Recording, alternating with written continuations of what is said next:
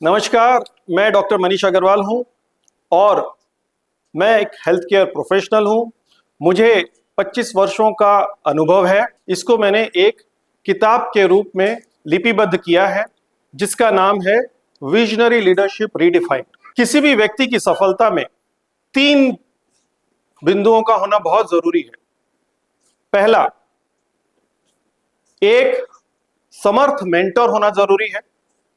दूसरा, उस व्यक्ति को काम करने का, अपनी कार्यशैली निखारने का प्लेटफॉर्म मिलना चाहिए, रिसोर्सेस अवेलेबल होनी चाहिए उसके पास।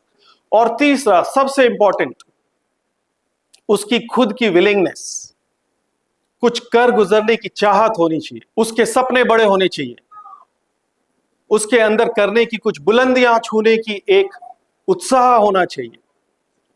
उस पर मैं आपको 2 पंक्तियां बताना चाहूंगा। मंजिलें उन्हीं को मिलती हैं जिनके सपनों में जान होती है। मंजिलें उन्हीं को मिलती हैं जिनके सपनों में जान होती है। पंखों से कुछ नहीं होता दोस्तों, हौसलों से उड़ान होती है। पंखों से कुछ नहीं होता दोस्तों, हौसलों से उड़ान होती है। तो मेरा आप सभी लोगों को, जो भी मुझे सुन रहे हैं, उनसे ये निवेदन है कि आप अपने हौसले बुलंद रखें, अपने सपनों को उड़ान दें और अपनी सफलता की उच्चतम ऊंचाइयों को प्राप्त करें। मेरा जो 25 साल का अनुभव है, मेरे जीवन पे बहुत उतार चढ़ाव रहे, जैसा कि सबके जीवन में होता है। लेकिन उसमें सबसे इंपॉर्टेंट बात यह है, मैंने कभी हार नहीं मानी। So message is never give up. मैं मेडिकल फील्ड से हूं, मेडिकल डॉक्टर हूं, तो आपको एक मेडिकल फील्ड से एक रिलेटेड एग्जांपल देना चाहूंगा। आपने सबने देखा होगा ईसीजी ग्राफ, वो यूं होता है। इसका मतलब यह है कि बंदे की धड़कन चल रही है, जीवित है, लेकिन अगर वो फ्लैट लाइन आ जाए, it means person is no more. इसी तरह जीवन में भी उतार चढ़ाव रहते हैं और वो हमारे जीवन का अहम हिस्सा है। सिर्फ और सिर्फ जब जीवन में समस्या आए तो व्यक्ति को पॉज लेना चाहिए, अपने दिमागी संतुलन को सही रखना चाहिए, पैनिक नहीं होना चाहिए। क्योंकि अगर दुख आया है तो दुख जाएगा, दुख के बाद सुख आएगा। और यदि जीवन में हमेशा सुख ही सुख रहेगा तो आपको सुख का अनुभव नहीं होगा, वो सुख भी दुख का जैसा ही लगेगा। इसलिए सुख और दुख प्रकृति का नियम है और उसमें अपने को जरा भी विचलित नहीं होना है। मैं आपको अब एक अपने जीवन की एक ऐसी घटना शेयर करने जा रहा हूं जो मैं चाहता हूं, प्रार्थना करता हूं किसी के साथ ऐसा ना हो।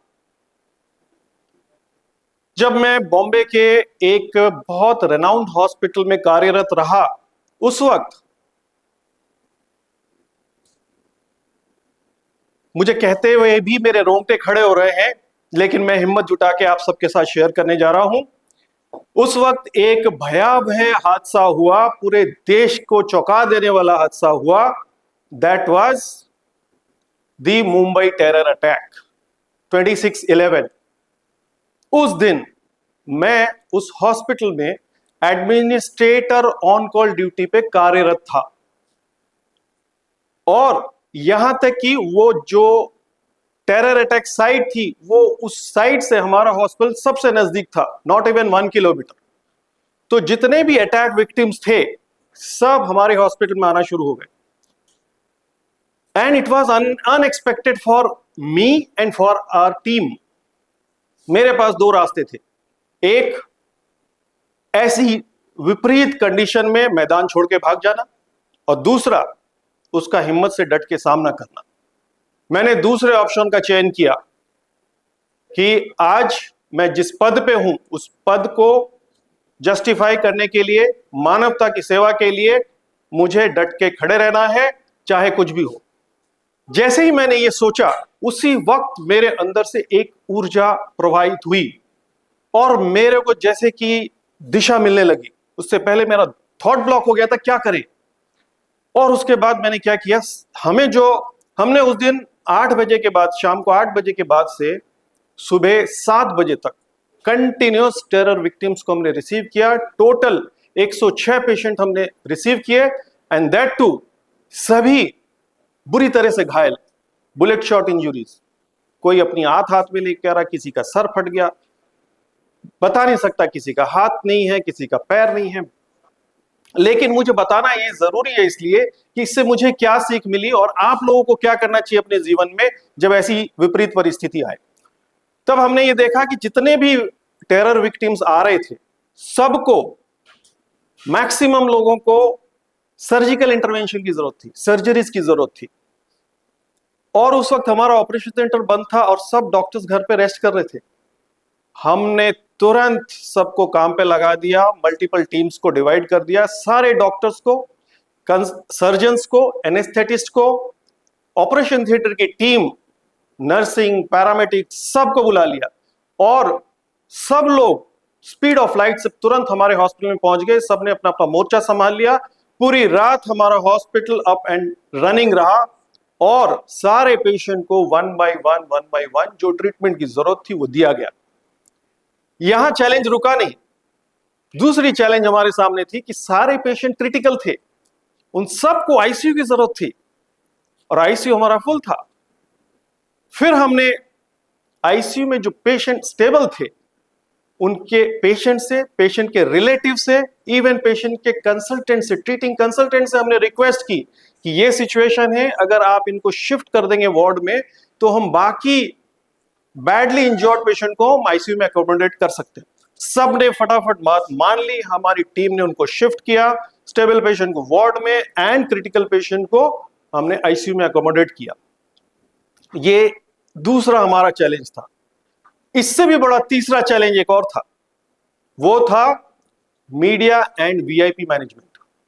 अब आप समझ सकते हैं, ऐसी दुर्घटना के बाद पूरा मुंबई शहर हिल गया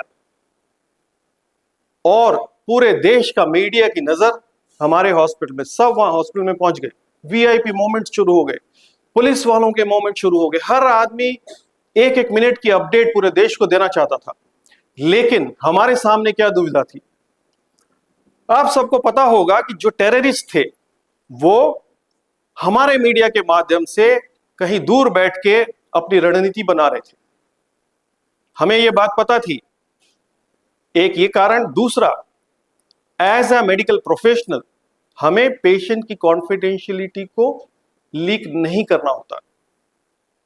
ये सारे इश्यूज को मद्देनजर रखते हुए आप समझ सकते हैं कितना क्रिटिकल होगा, क्योंकि मीडिया के लिए भी बहुत इंपॉर्टेंट था पल पल की खबर सब जगह देना, कितने पेशेंट आए, कहां से आए, कैसे थे, सबको बताना। प्लस उस वक्त ये भी था, लोगों की आइडेंटिटी डिस्क्लोज करेंगे तो जिनके परिवार वालों को नहीं पता है वो परिवार वाले उनको ढूंढ सकते हैं।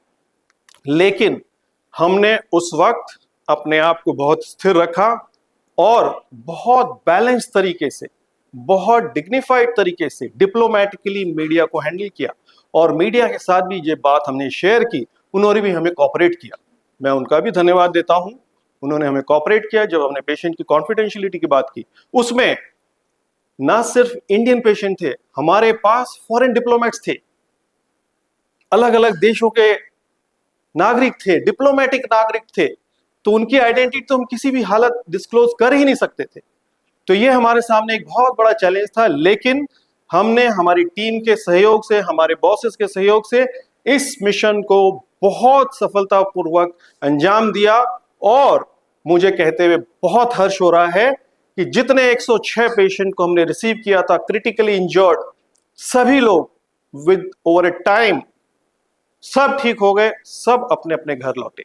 ये मेरा आपके साथ शेयर करने का मकसद क्या है, मैं ये बताना चाहता हूं कि ऐसी सिचुएशन हमने कभी डील नहीं की थी, लेकिन with stable balanced mind, panic नहीं होना और firm determination and to provide the service to the community, to the humanity.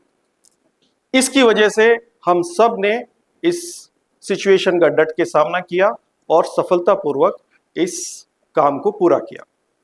तो मेरा ये मैसेज है सभी को कि सभी लोग कभी भी ऐसी एडवर्स सिचुएशन में घबराएं नहीं, पैनिक ना हो। एज ए लीडर मेरे अंदर बहुत सारी लीडरशिप क्वालिटीज उभर के आई जो मेरे अंदर थी, कहीं छुपी हुई थी, दबी हुई थी, लेकिन जब ऑन ग्राउंड मैंने इसको हैंडल किया तो मेरा कॉन्फिडेंस भी बढ़ा और मुझे ये भी पता चला कैसे करना है, और इसका फायदा मुझे आगे अपने करियर में मिला। तो इस पूरी जर्नी में जो मेरा ये एक्सपीरियंस रहा डिजास्टर मैनेजमेंट का, क्राइसिस सिचुएशन मैनेजमेंट का, वो उसने मेरे को हर जगह मदद की। हर जगह ऐसी सिचुएशन आई, लेकिन क्वांटम उसका कम था, तो मेरे लिए बहुत आसान था उसको हैंडल करना। और मेरे लिए बहुत आसान था ये एग्जांपल देके अपनी टीम को मोटिवेट करना और उनके अंदर भी इस क्वालिटी को उभारना। अब मैं आपको एक चीज कहना चाहता हूं, हार तब होती है जब आप मान लेते हैं।